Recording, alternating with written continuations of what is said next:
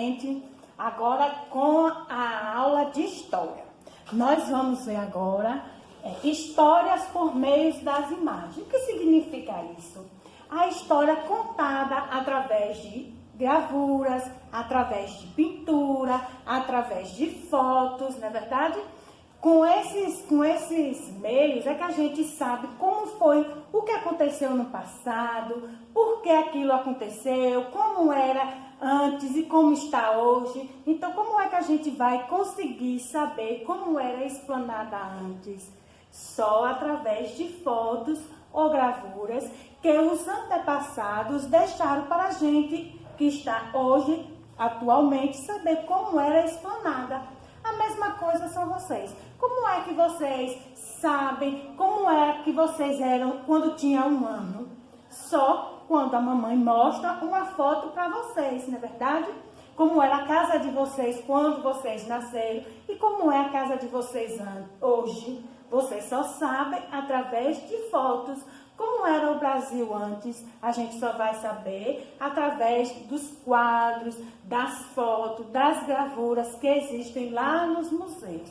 Então, a foto, a gravura é muito importante justamente para isso, para a gente saber como era o ambiente onde a gente vive antes e como é que o ambiente da gente está hoje. Porque, com certeza, os nossos filhos, nossos netos vão querer saber. E a gente só contar, como é que eles vão saber se a gente não mostrar uma foto, uma gravura, não é verdade?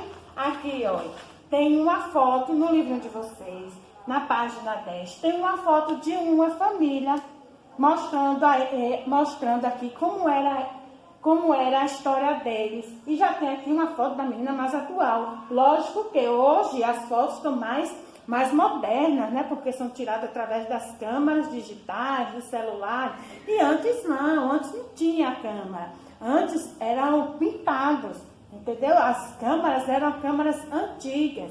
Mas mesmo assim, a gente tem como a gente saber, porque ficou nossos antepassados, nossos avós, né? Fez esse quadro, fez essa gravura, a gente tem como a gente saber. Então, existe essa importância das imagens, porque é através das imagens é que a gente vai saber como era a nossa história.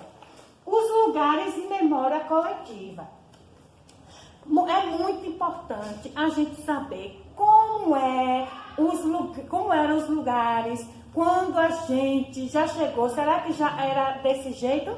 Não, existe uma memória, existe uma história. Eu venho batendo sempre isso com vocês. Todo lugar tem a sua história, teve o seu começo.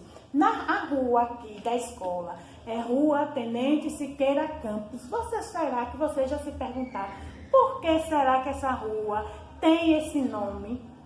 Aí eu vou buscar lá na história, lá na minha memória, lá naquelas pessoas que moraram antes da gente. Aí eles vão nos relatar que antigamente morou um senhor que ele era um tenente, muito respeitado. Então, por isso é que essa rua ficou chamada como Rua Tenente Siqueira Campos. Porque quando alguém procurava onde é a casa do seu Tenente Siqueira Campos, é ali. Aí ficou chamada assim, Rua Tenente Siqueira Campos.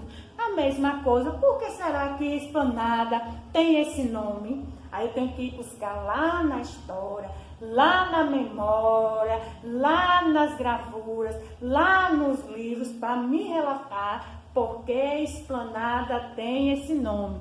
Então, todo lugar, toda comunidade tem a sua história. Nomes dos lugares, como eu já falei para vocês. Por que será que aquele bairro lá em Salvador, aquele bairro Pelourinho, lá em Salvador, tem esse nome? Vocês sabiam por quê? Vou te contar, que é porque antigamente, no tempo da escravidão, os escravos, quando eram pegos, eram chicoteados em um local chamado Pelourinho. E aí ficou esse nome gravado, o nome do local. A mesma coisa, olha, tem aqui no livro de vocês, na página 11. Por que esse bairro, lá em São Paulo, chama-se Liberdade? porque há muito tempo atrás começaram a ir morar nesse bairro os japoneses e por isso, quando eles chegaram lá, colocaram o nome desse bairro Liberdade. Então, assim, o nome do local não é colocado do nada, não é colocado à toa, é porque tem uma história. Outro fato também muito importante são os marcos históricos. Será que a gente aqui, na nossa cidade, tem algum patrimônio histórico? Será? Temos sim, nós temos o nosso convento, nós temos agora a estação de trem. Acredito que muitos de vocês não conseguiram visualizar o trem, mas antigamente passava-se o trem pela cidade, tanto que ainda tem a linha de trem na cidade. O meio de transporte da cidade era a linha do trem e por isso a estação de trem ficou como marco histórico da nossa cidade. E o convento, que foi pelo convento que começou a se construir a nossa cidade. Então, por isso, o convento é um patrimônio histórico da nossa cidade. Em Salvador, tem muitos patrimônios históricos. Nós temos o elevador Lacerda, nós temos o próprio Pelourinho, nós temos a igreja Nossa Senhora da Boa Morte, como está aqui, não é em Salvador, essa já é em Goiás. Então, assim, nós temos o Farol da Barra em Salvador. Então, assim, hoje existem muitos locais históricos, muitos marcos históricos e que não podem serem destruídos, porque existe uma história de luta, de conquista, então não pode ser destruído. A gente não pode de repente chegar lá e destruir o convento, porque o convento foi uma luta, foi um marco histórico, que já pensou se não existisse o convento, como era que existia a Esplanada? Entendeu? Então, assim, é um patrimônio histórico, nós temos que conservá-lo, tá certo, meus amores?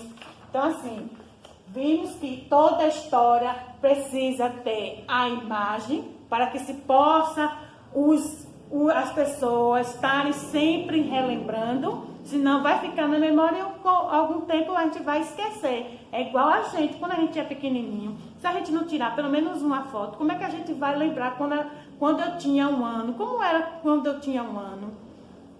Os lugares e memórias coletivas, todo lugar tem a sua memória, tem a sua história, tem a sua importância. Os lugares não surgem do nada, não é verdade? Ele tem a sua história. Os nomes dos lugares não foram colocados assim à toa, como o nome da gente. Nome da gente. Meu nome não foi, vou botar o nome de Eline. Não. Teve o seu porquê, teve a sua história, teve a sua importância. Igualmente o nome de vocês, igualmente o nome da cidade. E os marcos históricos nos locais, em todo local tem um patrimônio histórico, nem que seja um. Vai ter sim um patrimônio histórico, tá certo? Então, a nossa atividade de hoje será na página 16, no livro, na página 16.